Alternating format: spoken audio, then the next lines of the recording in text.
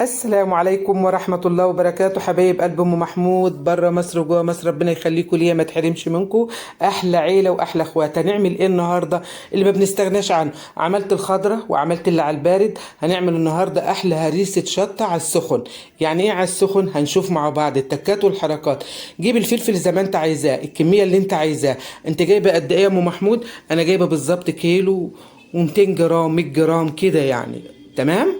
اللهم بارك كده، صلي على الحبيب قلبك يا طيب. حط اللايك والشير وسبسكرايب لمطبخ ام محمود. اخواتي ما تحرمش منكم اللايك، ايوه زي ما انت شايفه كده، اللايك اللي بيرفع الفيديو. وبكبر بيكوا وليكوا وشيرين لاكبر عيله. وروح الصفحه بتاعتي على الفيسبوك ما تحرمش منكم. قطعت عليه الفلفل الالوان اللي موجود عندي او عندنا احمر البلدي بتاعنا حلو، بارك الله، ربنا يبارك لنا في اللي عطاهن. تمام كده. طب لا عندي ده ولا ده، هقول لك التكه اللي هتعمليها برضك هي ايه. حطيت كده يجي راس توم حلوه وضربتها في قلب الخلاط. حطيت عليها شويه في قلب الكبه. طب انا ما عنديش كبه يا ام محمود، ممكن تجيبي نص مج خل وتضربي عليه في قلب الخلاط، ما تخليهاش تتعصر قوي، او تعمليها في المفرمه بتاعه الطعميه. كده عملناها اهو. شوفي هنحط ايه بقى بعد ما اعمل كده. لو انا ما عنديش فلفل الوان ولا عندي ده ولا عندي ده، احط يجي 4 معالق او 5 معالق صلصه من بتاع الايه الماركت. تمام كده. ده ايه يا ام محمود؟ عسل نحل. بديله ايه يا ام محمود؟ 4 معالق سكر. بديله ايه يا ام محمود؟ 4 معالق عسل اسمر. بس اعمليها، وما تعمليها ما تنسينيش من صالح الدعاء. تمام كده. انا حطيت 3 وحدات من اللي هم معاك اللي انت شفتهم بتوع العسل دول موجودين عندي يعني. ده على السريع كده، حد نازل كده بياخدها في ايده كده. شوف انا حطيت يجي ربع مج. لو ما عندكيش الكبه بتشتغل تحطي وانت بتضربي اللي هو الايه الخل. حطيت 4 معالق او 5 معالق. تمام كده. وتقلبي بقى. شوفي بقى شم الريحه بعد ما هقول لك على التكات والحركات دي. خلي بالك البذر ده، الالوان اللي حطيته من غير بذر. ايه اللي انت حطيتيه يا ام محمود؟ ده فلفل. ده بتاع اسمه ايه؟ اللهم صل على سيدنا محمد. زنجبيل، قرفه، زنجبيل. بابريكا، معلقه بابريكا. تمام كده. اللهم صل على النبي. آه اللهم صل على سيدنا محمد. فلفل اسمر، توم باودر، بصل باودر. تمام كده. كمون، كزبره. خلي حياتك منوره. رشه الملح هتحط يجي معلقتين 3 ملح. ده انا كان عندي ملح الهيمالاي، حطيت ملح هيمالاي. حطيت معلقتين 2 3 معالق او معلقتين على حسب الحدق اللي هتدوقيه. انا حطيت معلقتين 2 ملح الهيمالاي. تمام كده. ده ايه ده يا ام محمود اللي انت هتحطيه ده؟ اه. دوت 1/4 معلقه حبهان مطحون.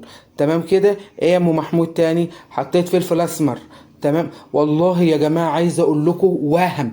اوعي بقى تنسي بشرت عليه بشره كده جوز الطيب. هتقولي لي حرام حلال بقى، براحتك، دي إيه؟ اختياري مش اجباري.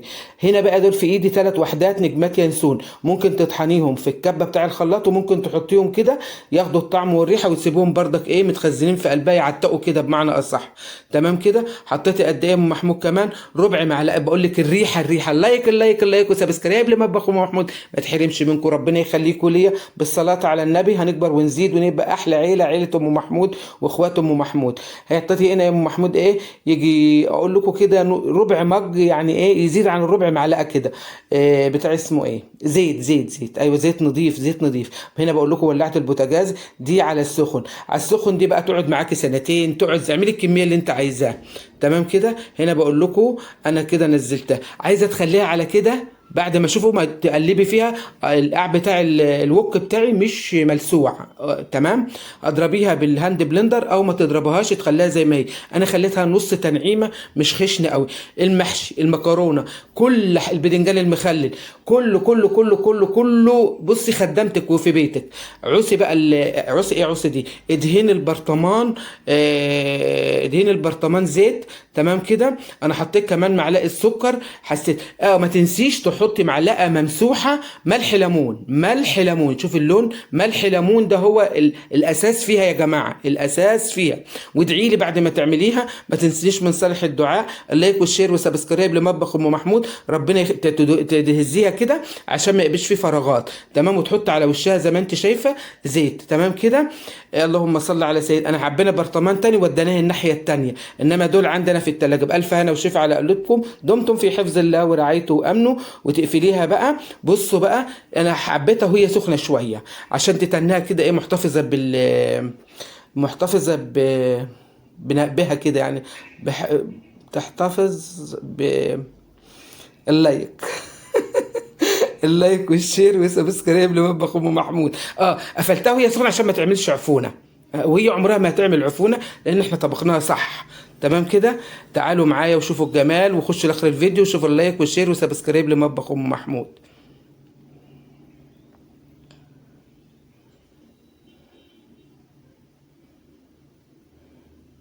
هنا بقول لكم حطيت ملح الليمون. شوفوا القاع بتاعها، تعملي كده اوعي تتلسع منك، اوعي تتلسع منك. بصي